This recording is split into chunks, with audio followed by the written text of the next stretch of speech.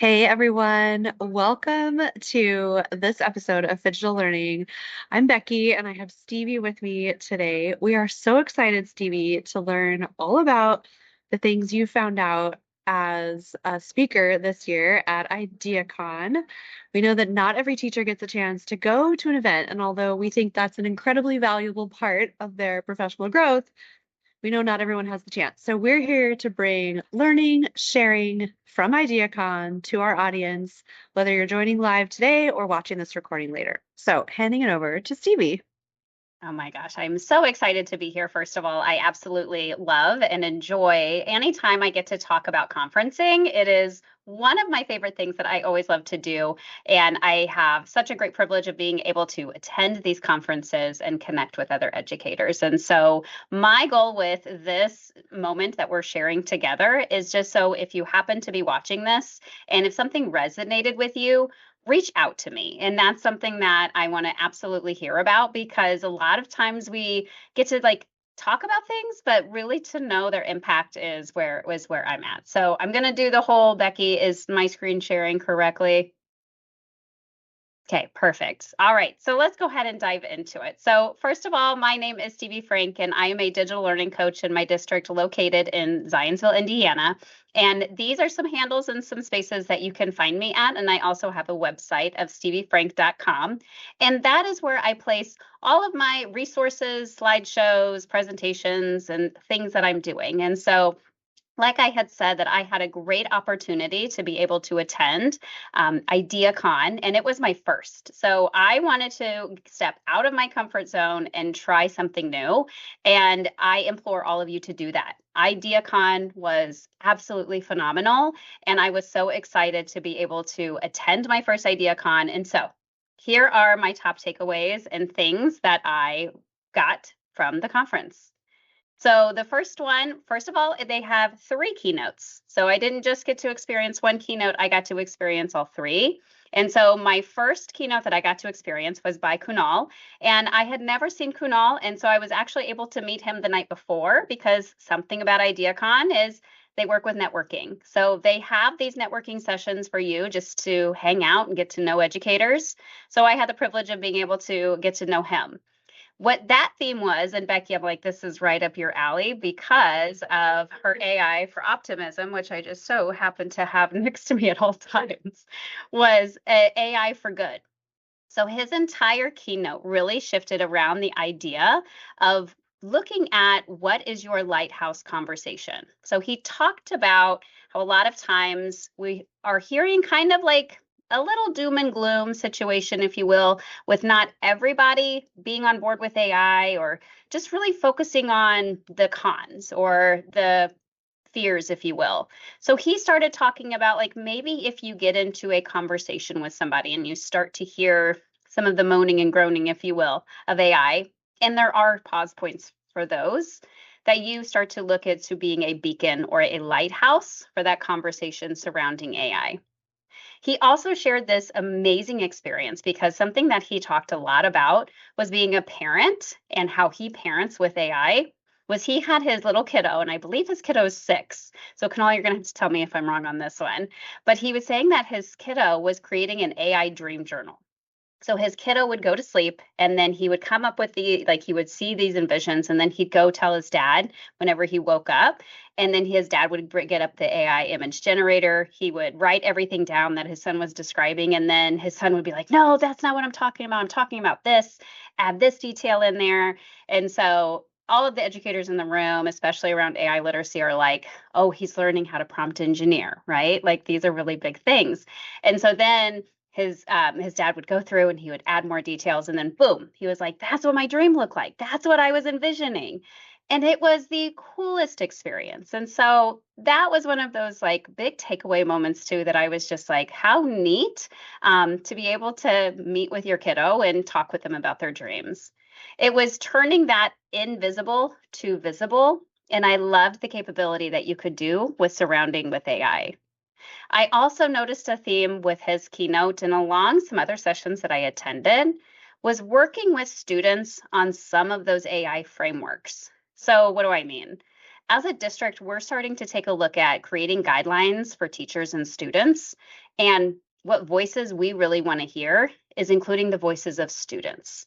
So, something that I actually just worked with this morning and yesterday morning was I called some students that were interested in AI. I have a technology leadership group of kiddos, and I talked to them about AI. I was like, how do you think teachers should deal with this? What kind of consideration should we put in play? What's important? What's not important? And having those conversations with them on as we're starting to navigate and place guidelines, I thought that this was just such a huge takeaway. And so this was literally something that, 2 weeks later after I attended, like I started doing right away. So I loved that. We're also, and I loved this quote, we're onboarding AI to our lives.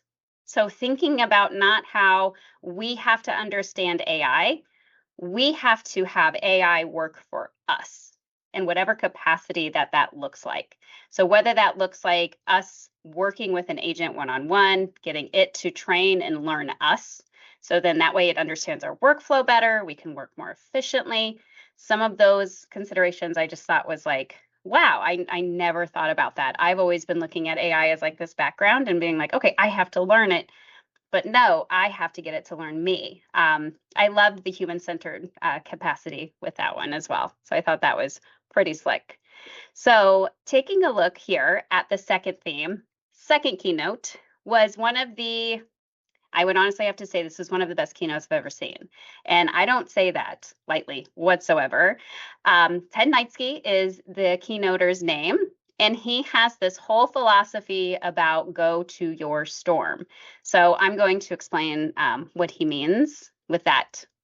Here was some shifts in thinking. You're a leader to everyone. So he had this amazing story about how he had found himself as a leader even when he was at a young age. And what he realized looking back was that he was a leader and that a lot of us don't think of ourselves as leaders. But maybe that teacher down the hall, how you react to that change, or how you start implementing technology, or how you're that AI beacon of light for AI, those are leadership opportunities that you have that you might not be aware of. And I thought that that was a really cool way of thought. Go to your storm. So his whole title, and you're going to see the title of this kid's book that he created was Duke Storm. The title of this book was all about going into the storm and doing the harder thing. So you've got to get this book. This is one of those books that you're going to see the picture down below. That's my son, and I actually did this as a read aloud to his class because I was like, his first grade teacher loves doing hard things. That's her quote in her classroom, and I was like, oh my gosh, you've got to hear this book. So she so graciously allowed me to come in, and so the whole story is just facing your problems head on and not turning away from them, and I loved that philosophy. He also talked about what it meant to be a Buffalo leader. He talked about starting with optimism. So, again, you're going to start to see some of these themes of being optimistic and thinking of that capacity, right? Looking at having that perseverance. It might be hard, it might be difficult. It doesn't mean we stop, we still continue. Having that tenacity. If you get knocked down, get right back up. If you have another meeting added to your already full week of meetings, we just go with it. We try to figure it out the best way that we know how, and leading forward with empathy. So, empathy is that part where an AI can't do, right?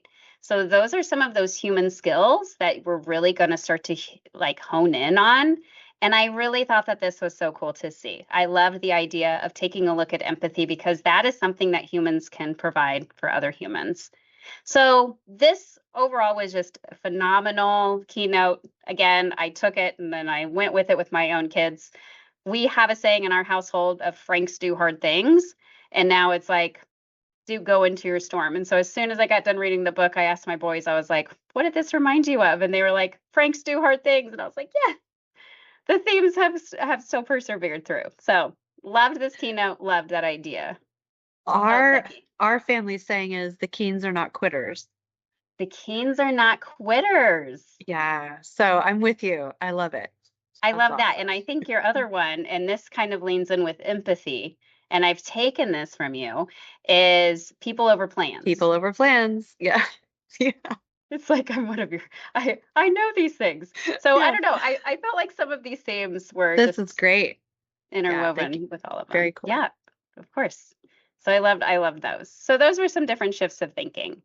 So the third theme that I saw throughout this conference, and I've been hearing about this a lot, especially being a part of a public school and just seeing different legislations coming around not only Indiana, which is where I am based out of, but also surrounding states and just around the US, is that ideation of like, okay, we just need to remove tech, less tech, less tech, less tech.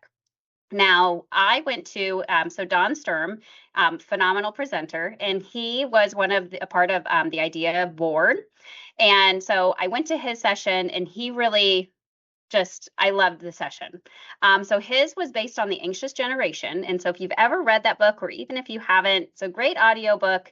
But it really just talks a lot about. I think there's some really great things to take away from it. And I also think everything in moderation too, as well. So I do have to share that caveat. But he talked about these parts with thinking about that anxious generation component, giving explicit explanation of why you are using the tools. So we're not just using tech for tech's sake, we're using tech for good. And thinking about some of those themes of pedagogy over tech. So don't be leading forward with a lesson and saying, like, oh, I want to use insert ed tech tool that everybody's talking about. What I really want to lean into is looking at the pedagogy and saying, okay, a lot of times when I'm coaching with teachers, they'll be like, I really want to use this tool. And I'm like, okay, well, let's take a look at the curriculum. Like, what standard are you trying to hit? What are you trying to assess? Like, let's embed it in what you're already doing so it's not a thing that's over here. And I think that, and Becky, I'm going to call you out again. I think your book with really leaning into the SAMR model and talking a lot about going back to those practices of SAMR really helped develop some of those better uses of technology. He also talked about having these explicit conversations about how to manage your own technology. And I love this. This is something that I don't see a lot of teachers do. And this is something that anytime I am co-presenting with a teacher or co-teaching with a teacher and I'm in front of a group of students, I straight up tell them and I say, you know what? I'm gonna manage my technology and here's what I'm doing. I put my phone face down onto the desk because if it lights up, do you know what I'm going to do? I'm going to look at it. Like, I love you all, you're great, but I'm more interested in knowing about what's going on in my bird feeder, which I do have one now with a camera, than teaching right now. So I know that I'm going to get distracted. So that's how I manage my tech. So this was something that I kind of have learned once I got into the tech role. Also talking about it's okay to put the tech down. So a lot of times he talked about being a digital coach and what it looks like when teachers are like, I want to use tech here and I want to do it here. And he's like, you're just going to do a worksheet? Just do it paper pencil.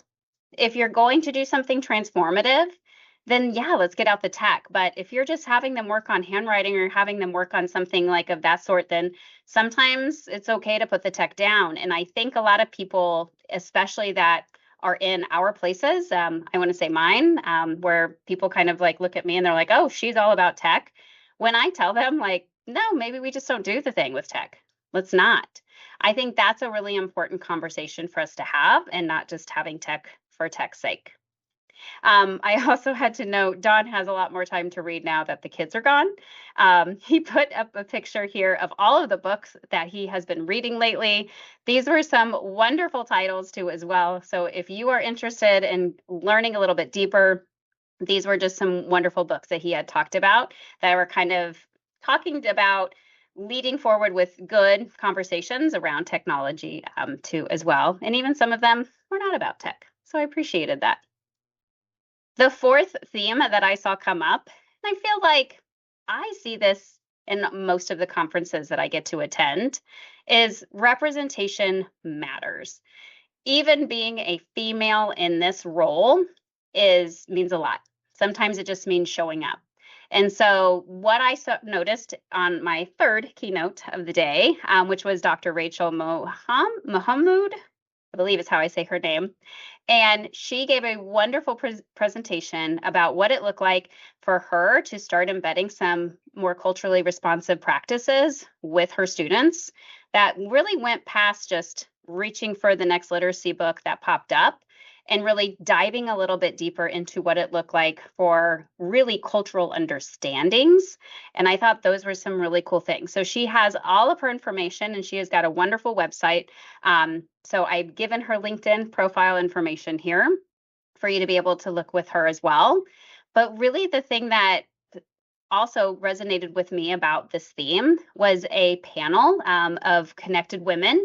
And the panel was called Connected, Supported, Empowered Women Leading in Tech. And so this was an amazing panel. And so I want to kind of interweave both of two of these different experiences with talking about why representation matters. Using everybody's voice in the room to make a decision. So what does that mean? That means like if you are about to make a decision, whether that be AI guidelines, for example, make sure you're getting everybody's voice in the room. So again, I kind of talked about how as soon as I came back from IDEAcon, I was like, you know what? I'm not just going to survey teachers. I'm going to survey students and I'm going to talk to them about what kind of decisions we should be making around AI policy and guidelines. So I really thought that that was one of those moments that I was like, wow, I'm completely leaving out a voice in a big decision. And so that's why I wanted to make sure I included that. She also talked about the importance of, in the panel, of having affinity groups. So sometimes being the one and only in your group feels pretty isolating.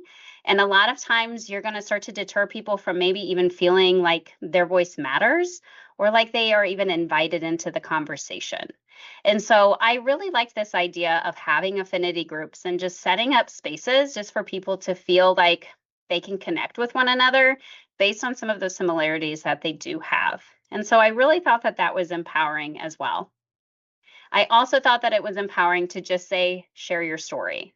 There were some stories that were shared on this panel, and it was amazing that there was some of the people that were in the panel that were like nodding their head along, like, yeah, something like that happened to me too. So it was really cool just to hear that we weren't these islands like we thought we were, but we were more connected together and in a deeper way than we had at the beginning of that panel. And I thought that that was really deep and it was a really cool experience too as well. Have your students see themselves in your classroom. So this was one of those themes that really came up for me through those two experiences with the keynote and then with this panel of having those experiences and saying, okay, instead of maybe choosing this book, maybe I give students a choice of a selection. What do the authors look like of these titles of these books? Am I asking kids to be quiet when part of their culture asks them to be a little bit louder and collaborative? Asking those like hard questions really gets the conversation moving and gets students to feel like they truly belong in your classroom and that they're not just shedding part of their identity to just make it fit. So those were some of those causes for pause, if you will, for me of that keynote.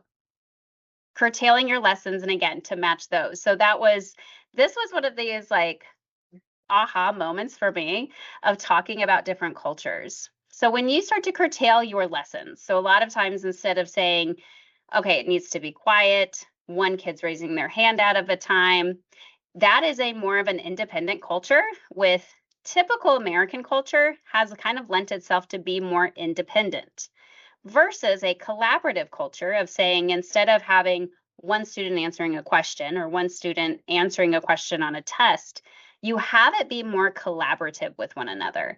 You allow them to talk. You allow them to get loud. You allow them to express themselves in different ways.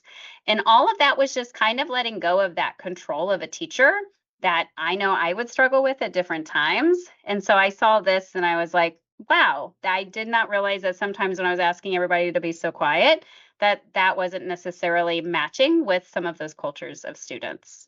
So those were some of those moments where I looked and saw representation matters, and sometimes just showing up means everything.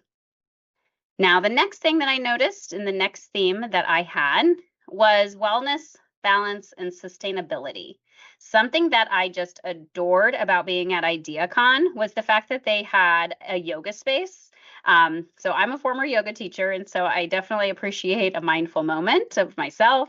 And something that I really appreciated was there was a room to go to, and it was a guided meditation, and there was somebody there from Educating Mindfully. So they are a nonprofit. I put their LinkedIn profile on here too, so you can connect with them more. And what they're really working on is creating sustainability within teachers. So a lot of times we talk a lot about SEL practices and how important it is for teachers and how important it is or for students. And we talk all about, okay, make sure we create brain breaks and we have a safe space for them in the classroom. But what about teachers? So I really thought that I really thought this was such a really cool moment for us to take a look at some of these themes that I'm going to share with you. Now, the third thing that I also have on screen is a garden of fruit. So they had this like located in the expo hall, and they had food at different times. And this is one of those. And so I always look for food wherever I go. So that's just kind of something to know about me. I'm always going to either mention food, talk about food, or have a snack. I have a bag of almonds with me at all times.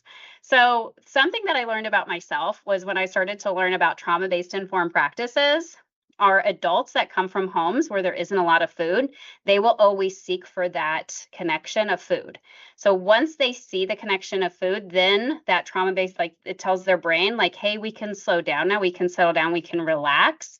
Because if you've come from an environment where food wasn't readily available, so I thought that was neat. So I wanted to give that caveat there because the food was of the plentiful, and I liked that it was healthy. And so nourishing our minds and bodies, right? So this was a theme of protecting your peace. Practice what we preach. So if you're constantly checking in with your students, asking them how they feel, and you're creating those spaces inside of your classroom where maybe they take a brain break. When are you taking a brain break? Are you allowing time in your life to slow down? And what does that look like? For me, that looks like turning off notifications on my phone to my certain work apps. So the only thing that comes to my Apple Watch or my smartwatch, if you're any other user, is phone calls and text messages. That's it. I don't have anything else. I don't have email. I don't have my bird feeder on there, although that one might be a good brain break for me. I have nothing on here. So the only thing that comes to my watch is if somebody needs to get in contact with me and it's a human being. The next thing that I have on my phone are notifications turned off from my email. Like I have my work email on my phone, but I don't have an indicator. I don't have like a little red alert. It doesn't tell me right away.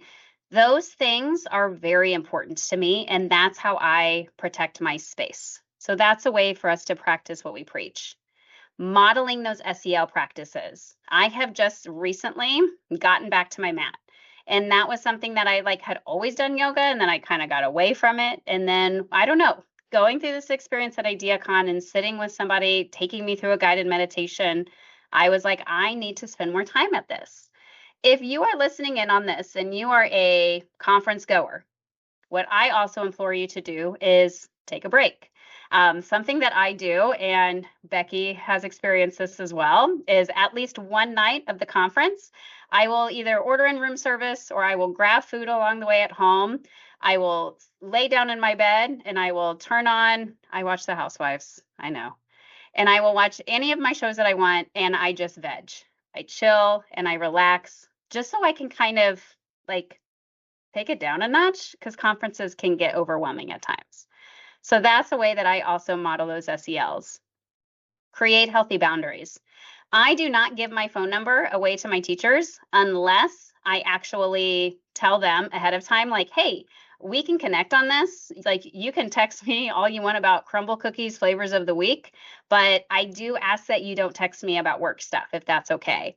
And I have started creating those boundaries for myself, and those people have really respected those boundaries. So I've appreciated that too. This is another quote I shared also when I was in that women's panel. We were all kind of talking as women in this room. And there was this woman who was like, I just had a kid. And she's like, I want to be this ed tech director. Like, that's my goal. And everybody was giving her feedback. And I could just sense this like overwhelming. And sometimes as women, we like to take a lot of things on. And so something that I told her and I tell teachers often, especially if I am like coaching during their prep period or after school, I will be like, they're like, oh yeah, okay, I'll go home and then I'll work on that, whatever it was that we were talking about. And I'm like, don't. You are replaceable at work. You are not replaceable at home.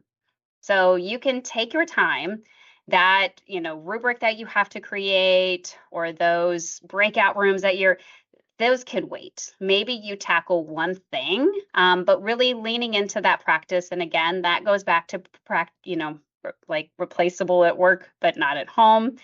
Thinking about those moments of where, like, okay, this can wait. And then maybe I say no more.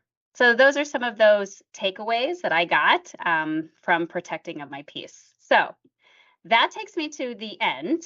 And Becky, I was going to show the last slide of just ways to connect as soon as we get done. Is there anything more you feel like we need to add?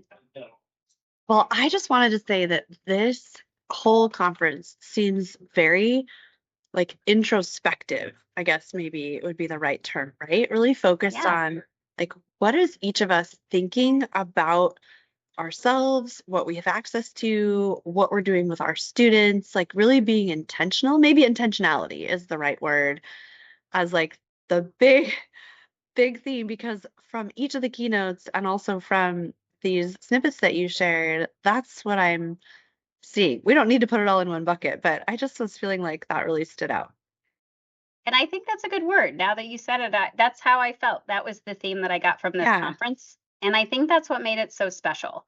Is there's a lot of times I will leave conferences and I'm like, "Oh my gosh, like there's so much." And Hmm. I liked that I got to pause and I got to connect in Yeah. deeper ways. It was pretty cool. I love that. Good. Well, I know I've been to IDEAcon twice and it is an absolute A-list conference. It is on my list as being different. And I've given up people that feedback before that I feel like IDEAcon is fresh. It's Yeah. different than other conferences. And I left feeling so invigorated and like energized and connected to brand new voices that I had never heard of or been, a part of. And so huge shout out to Dawn and Stephanie and the entire community for the way they plan, Phil, the way they plan these events because I just think it's amazing. So anyway, kicking it back over to you as we wrap up, but I just love it. Well, perfect. Well, we would absolutely here at Phygital Labs would love to work with you. So if you scan that QR code, you can check out workshop events or you can just join more in at phygitallabs.com. There is such amazing content that they create at all the times. I get to create that content too as well. Yay. And as somebody who has been working next to Becky for years, I A feel like at while, this yeah. a Been a bit. while.